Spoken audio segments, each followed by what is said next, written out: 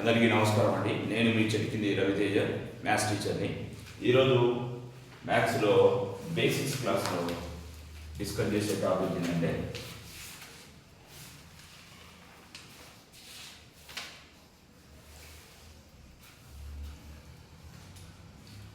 ఇలా ఏదైనా ఒక 1 డిజిట్ నెంబర్ కానీ 2 డిజిట్ లేదా 3, 4 డిజిట్ నెంబర్ని 5తో మల్టిప్లై చేయాలి అంటే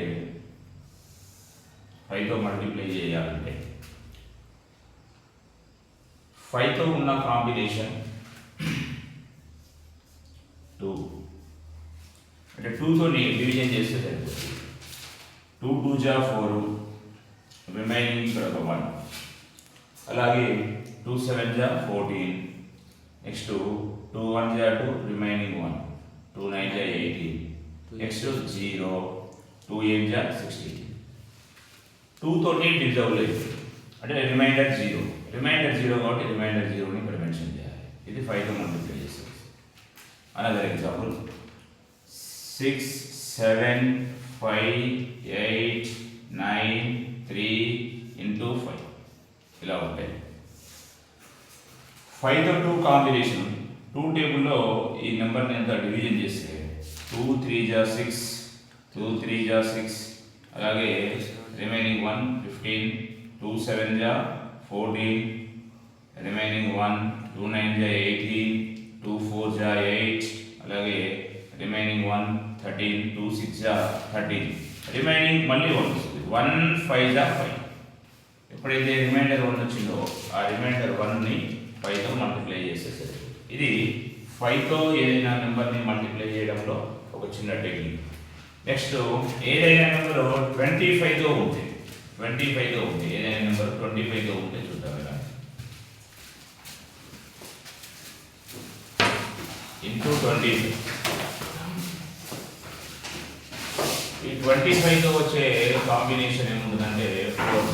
25తో 4 టేబుల్లో కనుక ఈ నెంబర్ని డివిజన్ చేస్తే 4 8 జా 32, రిమైనింగ్ 2 27, 4 6 జా 24, రిమైనింగ్ 3, 4 9 జా 36, రిమైనింగ్ 2 26, 4 6 జా 24, రిమైనింగ్ 2, నెక్స్ట్ 4 6 జా 24.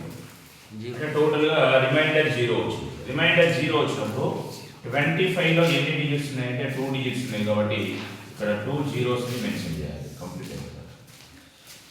అలా కాకుండా 5 4 1 3 1 7 into 25. 25తో కాంబినేషన్ 4 కాబట్టి 4 టేబుల్లో 4 1 జా 4, రిమైనింగ్ 1 అంటే 14, 4 3 జా 12, రిమైనింగ్ 2 21, 4 5 జా 20, రిమైనింగ్ 1 13, 4 3 జా 12, రిమైనింగ్ 1, అలాగే 4 2 జా 8, రిమైనింగ్ 3 ఉంది కదా. 3 ఉంటే 37. మరి 37 ఉన్నప్పుడు 4 9 జా 36, రిమైండర్ ఎంత వస్తుందంటే 1.